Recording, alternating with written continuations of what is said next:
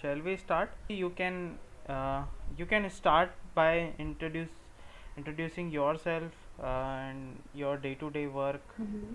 everything. Okay. Yeah. So, hi. I'm having total 5.6 years of experience in Java and various Spring frameworks like Spring MVC, Spring Boot, microservices, Spring Batch, and with Java 8 version. Along with that, I like my current company. I'm associated with working for Citibank project. So current in the before that I used to work with Infosys, and in current project the roles and responsibilities include like I'm an individual contributor and like understanding whatever the Jira tickets are being assigned, uh, and then writing the code for the then again writing the JUnit test cases for the written code, and also as the application is in Spring Batch. So for testing the application or making the dev testing, we need to deploy it on server. So I do have a little exposure of Unix to deploy the application on Unix server. Yeah, and we do are following the CI/CD pipeline and working in Agile. Okay, that's great. So we will start with Mhm. Spring Boot. Okay, Okay. yeah. So what is Spring Boot auto configure? S- Auto configuration means we are using like whatever components we have for the Spring Boot application. Auto configuration makes loads them at the time of instantiation. Like the components are like controllers or repositories or at the rate service classes and so on. Okay. Okay. So what are the different advantages of Spring Boot over Spring? Mhm. Okay. Like Spring Boot is like most suitable for rapid application development. As it does has many features inside like starter dependencies for dependency management. Then which comes along like for a web, whatever dependency we require, so we do have parent dependency, web dependency, and so on. So dependency management is one thing which is very simpler. Second is like very less boilerplate code which is required for configuration of beans and everything, means less XML files as compared to Spring MVC. Then we do have the embedded server in Spring Boot application. We do not need to externally configure Tomcat and explicitly. Okay. Yeah. So how you are managing security in your Spring Boot application? Um like we means in the current application you're saying, Yeah, yeah. In any of your or how project or in any general? in general. Hmm. So you can give example of any of your Okay. project also. Okay. Like using JWT tokens, we can like OAuth, we can do Okay. making use of the JWT tokens while for authorization purpose. Okay. So like which algorithm of so there are I think three part of JWT token, right? Mm-hmm. If you have JWT token, it will be like a in string format, but in that you have three Mm-hmm. parts. So one is header, one is payload, and other is like signature algorithm. Mm-hmm. Yeah. So what type of algorithm you are using in your project to uh, like deprecate your headers and payloads? Uh, I think MD5 we used Okay. for yeah, and like for authorization purpose specifically, like whether he has the right access or not. So we used JWT token according to the access Okay. or level admin, then for more access for normal user then access. And what is the life of this token in your project? Uh, about life, I'm not sure. I mean, after some time, this Means every token. time it should, uh, right. Means like every time it generates a new token whenever the request is there to for login of that user. But session, I do not know that how long this token will be live or expire. I'm Okay. not sure about that. And how do you implement this in your application? Actually, we had one module for login portal as such for our which was redirecting to our application later on. So there, while entering the like username and password of that user, uh, when taking the password, we used to like generate the token using OAuth only. Okay. And I cannot explain more like code side, Yeah, yeah. but So, have you used any other feature of Spring Boot like dev tools, actuators, at Java admin, Spring Boot admin? actuated. Hmm. Yeah. Yeah, like a Spring Boot admin, like for it is like similar to discovering the services only. So Spring Boot admin have used.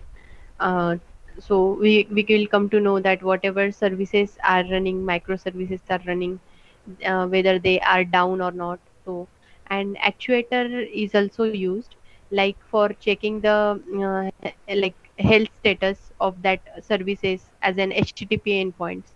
So um, yeah, Okay. means how many times the number of requests is being called or hit or and so on. Okay. So, are you using microservices as well? In current project we are not using. In the previous project they have used. Okay. Current project is like Spring Batch application. So we do not have any web. Means it is not Okay. a web application So, actually. are you comfortable with microservices Hmm. architecture, Yes, yes. working with that? So, in your previous project, Yeah. how you are managing the Hmm. service discovery? We were using Eureka server. So uh, and running the like all the services as an Eureka client, which were getting registered. And for ports, like a port number, like running multiple instances of a service if we want, or we do not want the static port. For that, we use Zulkeeper, which Oh, was means allocating the dynamic ports to those services. yeah. So, according to you, what will be the disadvantages of using microservices? Mm. Actually, when the application becomes really very large in size, at Yeah. that time, like monitoring the service, like it is already done by some discovery servers or API gateway. But when it becomes very huge, like branching of those microservices becomes difficult to manage. Like if Yeah. it Correct. becomes very large in size. Yeah, so that is one issue. Because for every individual responsibility, we are having one microservice.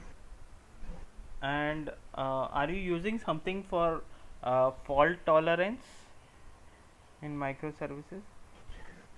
Yeah, actually, we made use of fallback methods, like making use of history dashboard for that to check the methods, how many times they failed or passed, and everything. Okay. So circuit breaker pattern we implemented, like sending the default response if the service is not reachable from the controller itself. Okay, so suppose if any of the services is down, what type of response you are sending? Mhm. So are you hard coding it or are you sending it from somewhere uh, in some file or something? Ideally, we did hard coding only, like a HTTP, like a JSON response we made and sent it uh, to the client application if the service is down. Okay, okay, Mhm. okay. So what do you understand by uh, REST controller? Okay.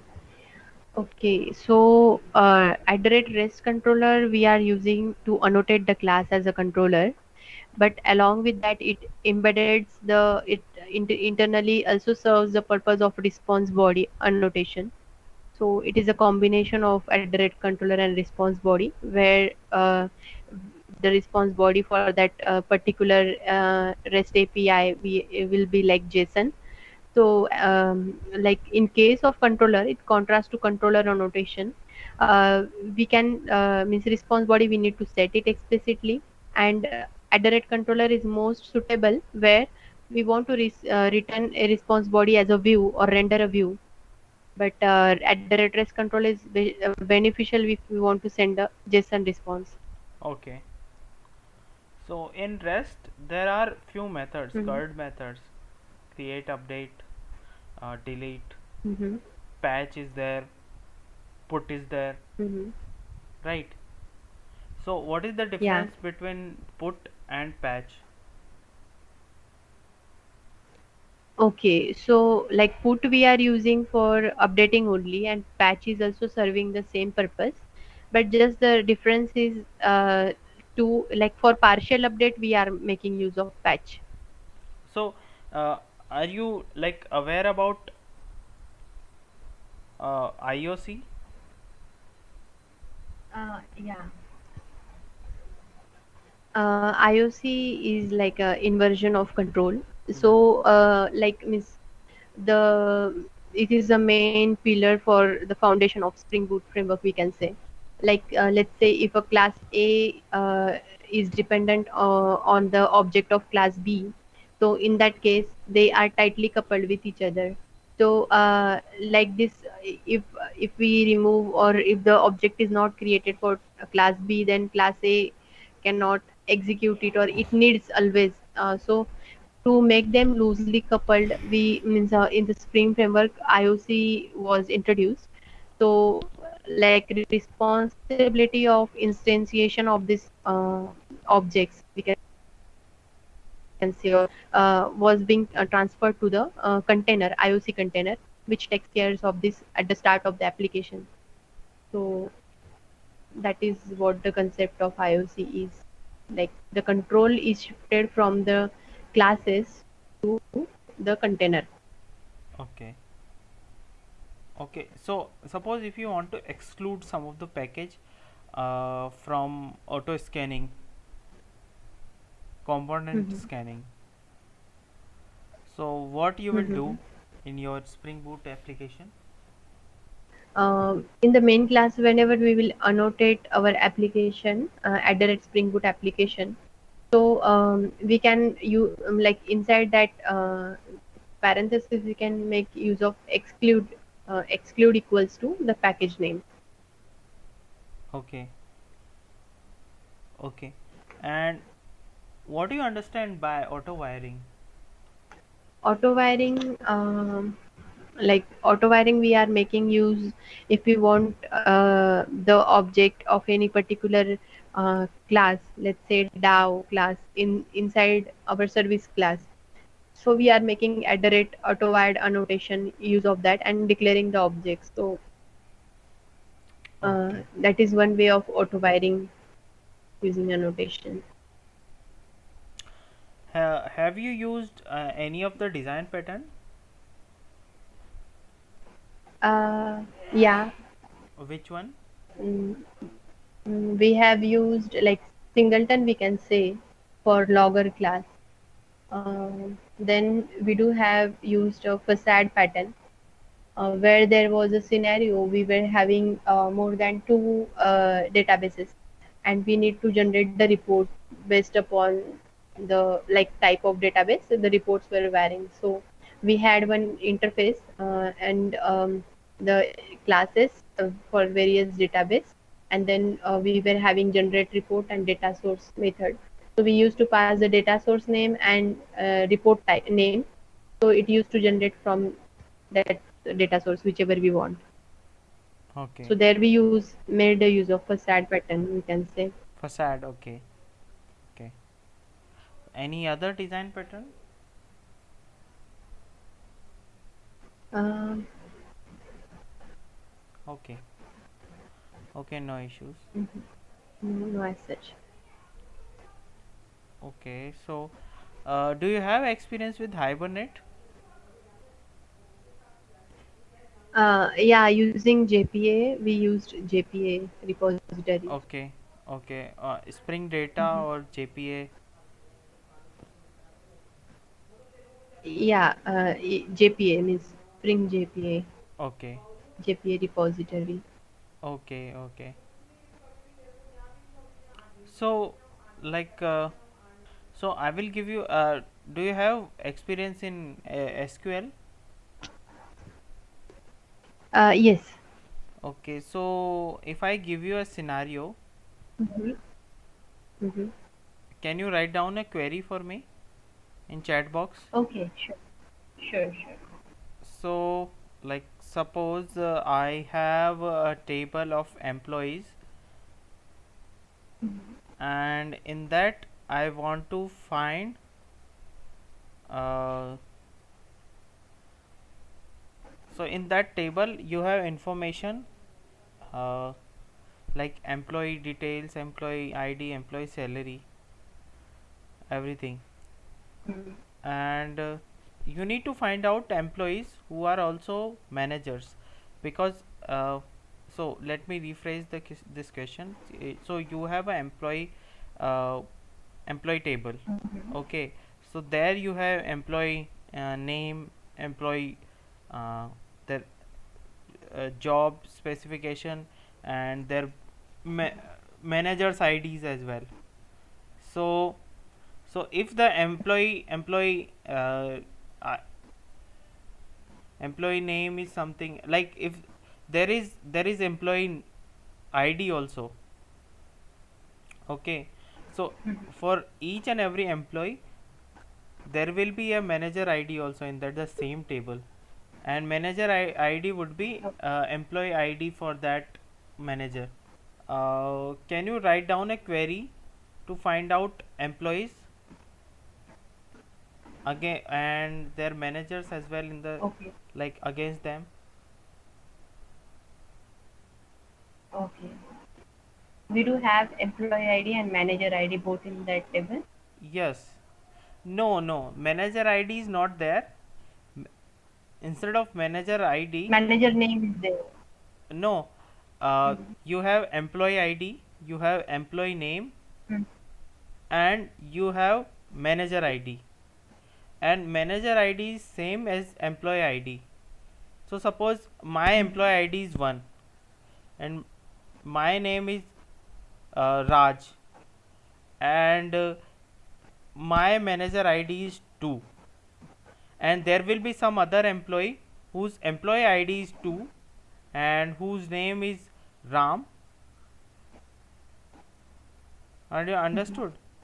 And there will be one Yeah, yeah, employee I'm who understood. has no manager because he is the supermost employee.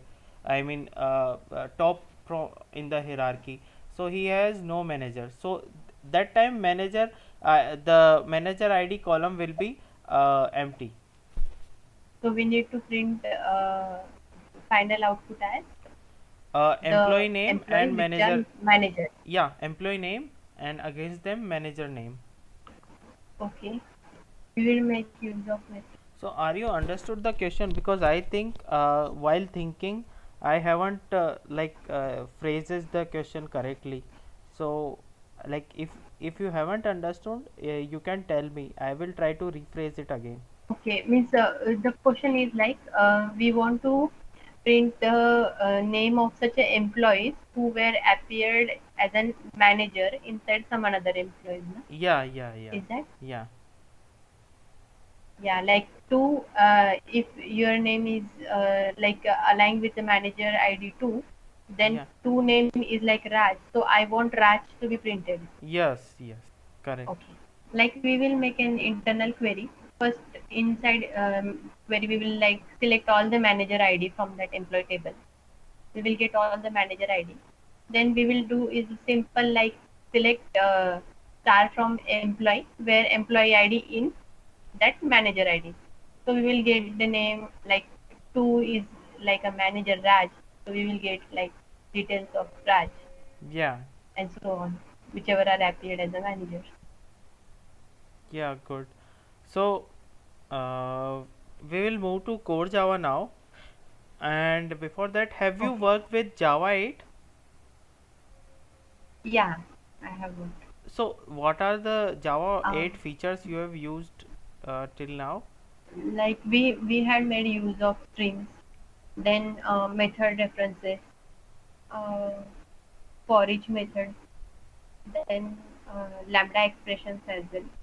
Okay, so if I give you a scenario, like you have a list of employees and you need to find out employees whose age is more than 30. Okay. So can you write a program, a piece of code in Stream for it using Stream API? Can I use like Notepad or something? Yeah, yeah, you can share your screen and open Notepad and like write down and try to explain also why you use certain methods or what. Okay. Yeah, I'm sharing. No.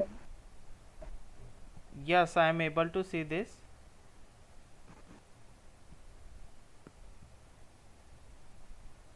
Yes, I am able to see this.